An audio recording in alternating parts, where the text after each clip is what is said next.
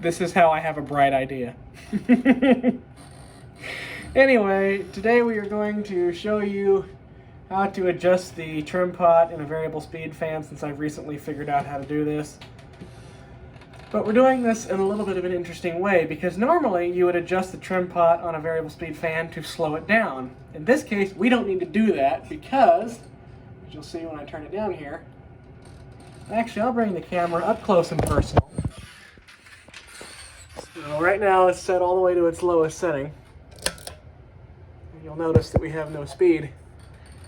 And you have to turn this thing through roughly half of its travel before the fan will actually go ahead and kick off.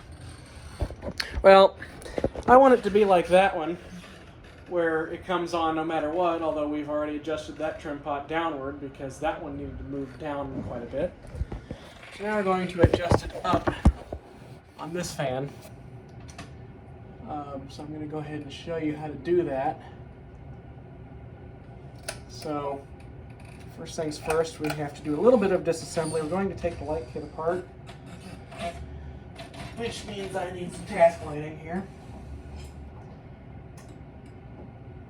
Like that. And I suppose this thing will also probably be worth its weight in gold. This little spotlight that I have here. And is assuming it still happens to work. It hasn't really been used much lately.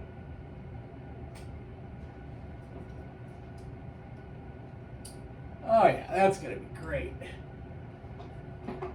Sure, I can see what I'm doing. Okay. So, first thing we're gonna do is we're gonna take the light bulbs out of here and set them in an out of the way location.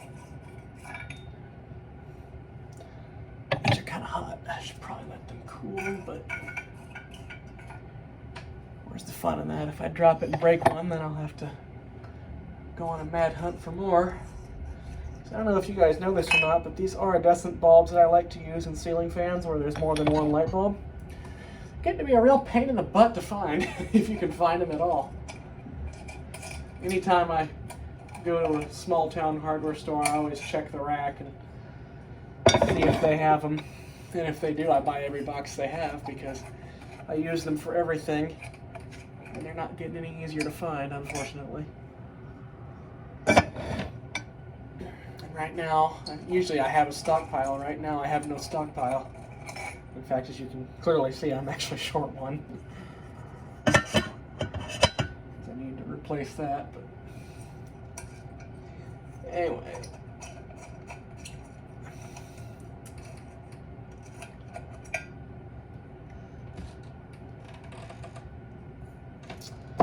Actually, I'm going to disconnect the power briefly, just because I am in fact going to have to handle wires, and I'd rather not handle them live. Alright, we're good. I haven't been lit up in a while, and I really don't want to be lit up tonight, so you could take the pull chains off if you wanted to. Probably wouldn't hurt. I'm not going to bother.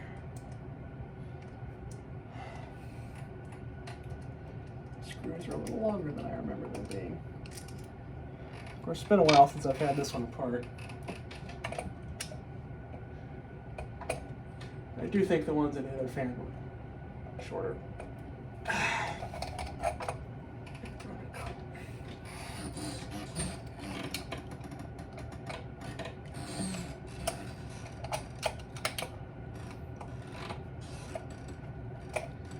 Okay. And we'll go ahead and disconnect these. That came off way too easily.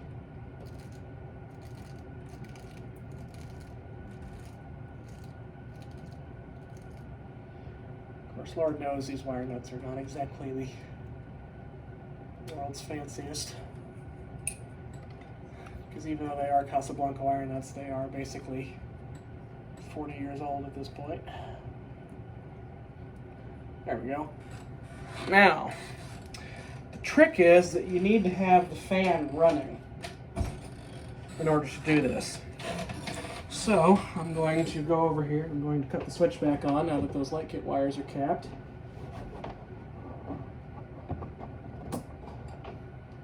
I'm going to turn the fan on.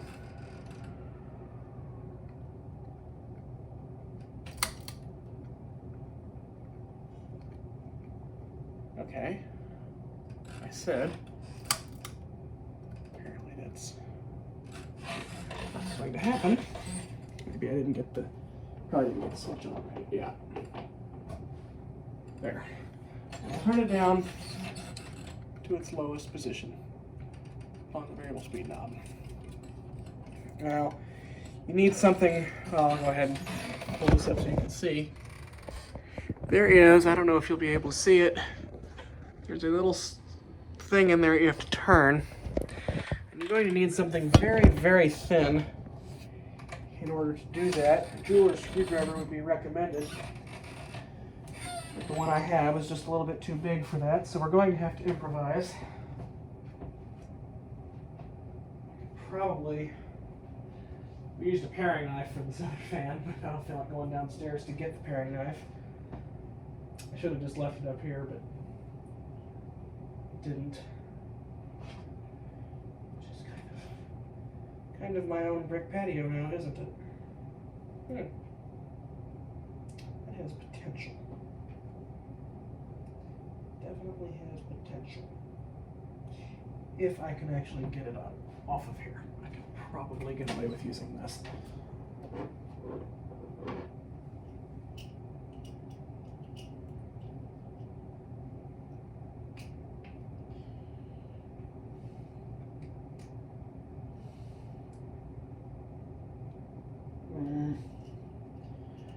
Come on.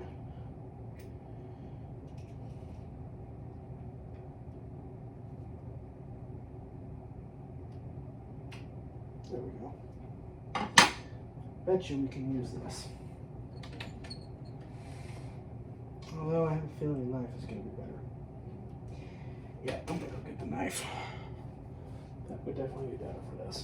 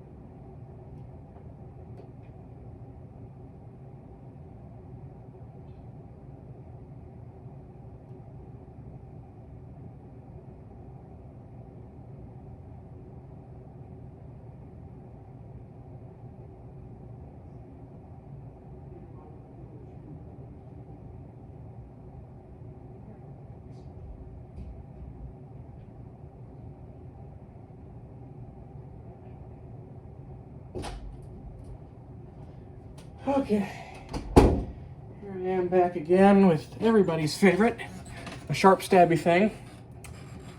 And being careful while doing this because you don't want to damage the potentiometer. You can go ahead and set it. And that's going to be a little too fast for me.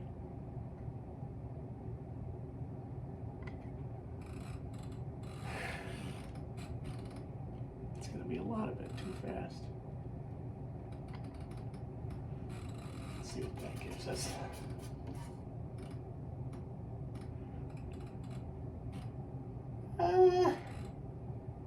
Yeah, I think that's good. We'll let it run like that while I go put the paring knife back, but I don't think it's going to get any faster than that. Yeah, that'll be good. That will be perfect.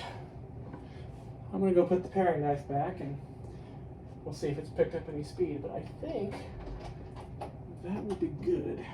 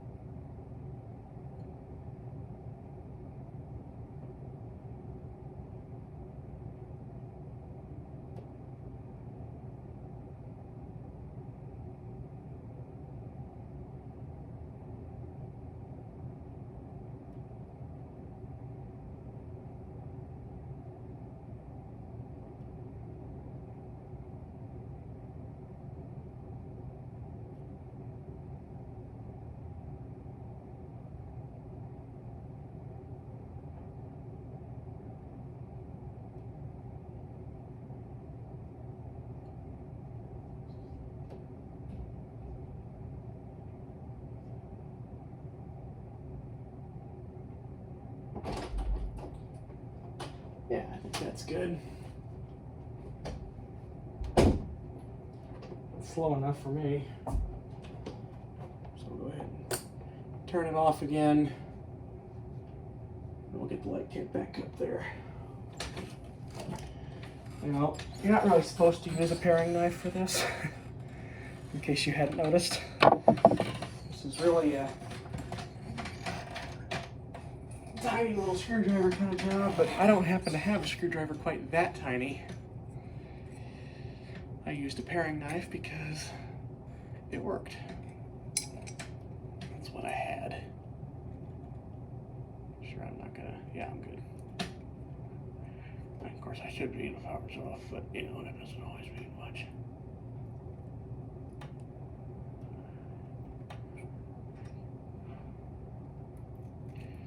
Especially with the case of the other fan over there, that just because the dimmer switch for the lights is off, if you touch the bare wire on the neutral, or if you touch the bare wire on the hot, you will still feel, it won't hurt, but you will feel electricity running through it. Because that dimmer has a LED in it too, which I imagine generates a little bit of electricity. Not enough to hurt you, but certainly enough that you feel it.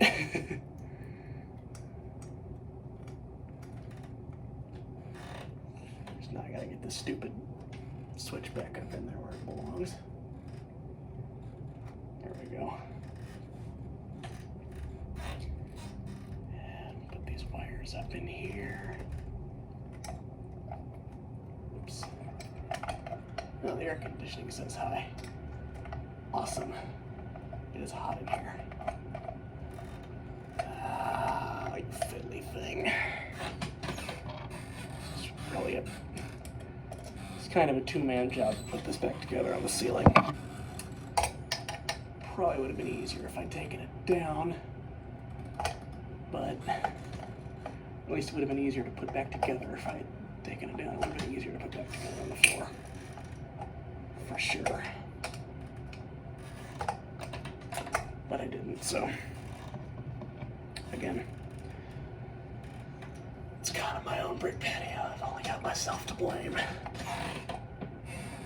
for the fact that this is a pain in the ass.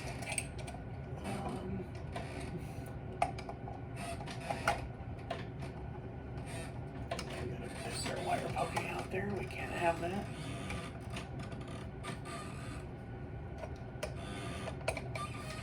I would have much preferred the, make sure that's in there solid.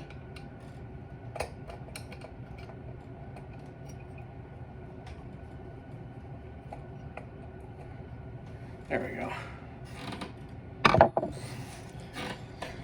Turn it back on. Still starts. That will have a lot more range on this control now, which is also good news.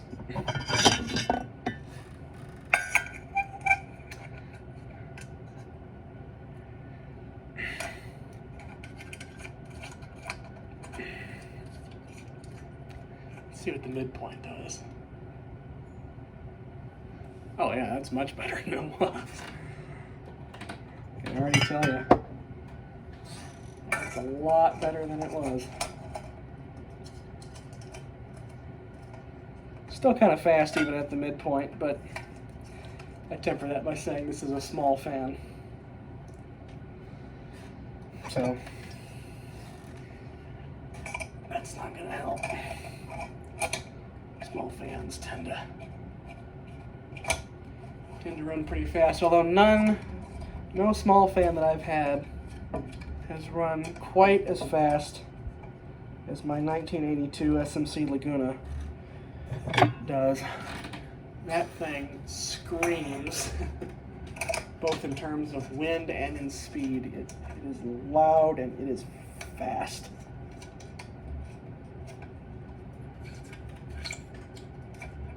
Turn it off. Turn it back down. Because I want to see if it will still start a third time with the added draw of light bulbs pulling on it. I think that it probably should, given that, you know, we set it pretty high for this, but also I think that given it's just running off an extension cord, the light will suck down a little bit of power. So it'll be interesting to see what it does. Oh, apparently I moved those light bulbs around. Still starts. Alright, well then that's a wrap. I'm turning this back up now because it's hot in here and I need air. There you go.